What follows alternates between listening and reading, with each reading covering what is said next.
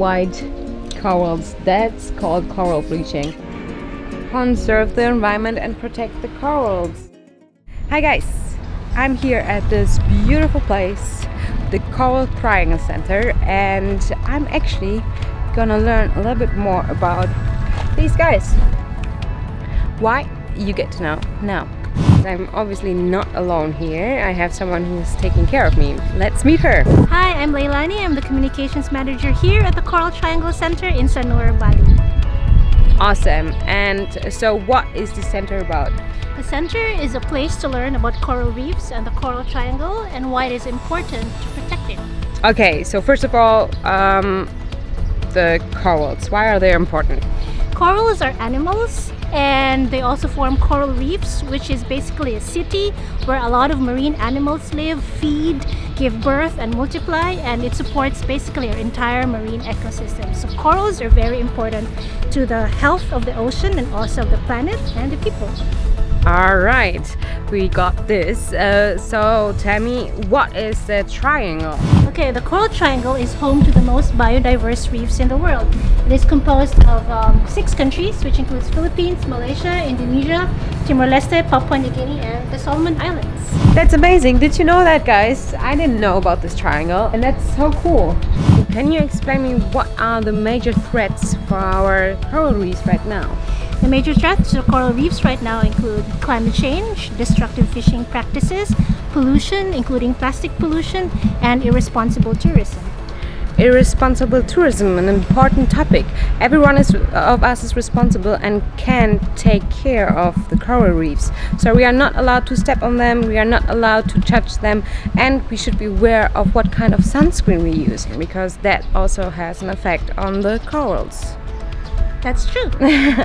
All right, and what is about, you mentioned plastic pollution, so what is about plastic pollution? Why is that a threat for the corals? Plastic pollution is a threat to coral reefs because, for example, when plastic gets stuck on the reefs, they can injure them and cause a wound that can eventually kill the coral reefs. And we don't want that. And you also mentioned fishing, the fishing industry. What is the problem with the fishing industry? There are a lot of fishing practices that are damaging to coral reefs. For example, the ghost net problem.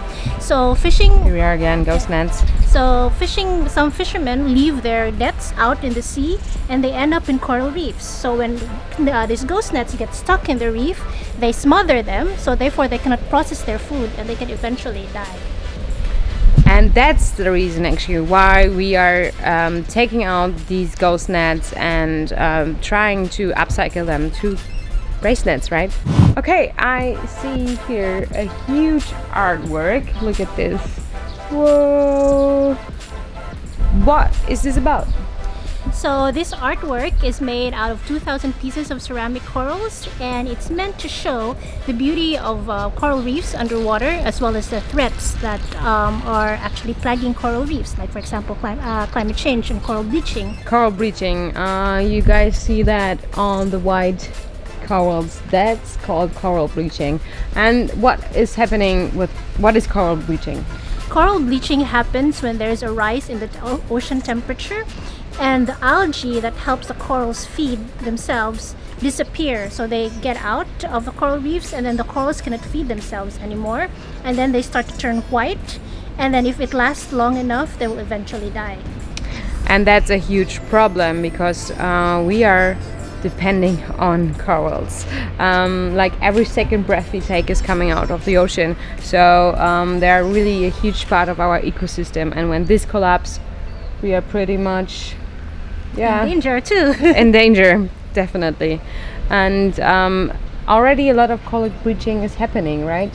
Yes, there's a lot of coral bleaching happening all over the world, and this year we might see more because there's a prediction that there will be an El Nino, so there's a rise in temperature, ocean temperature this year. So hopefully not so many reefs will be affected, but we are keeping our tabs on that to make sure that our reefs are in order and not affected so much.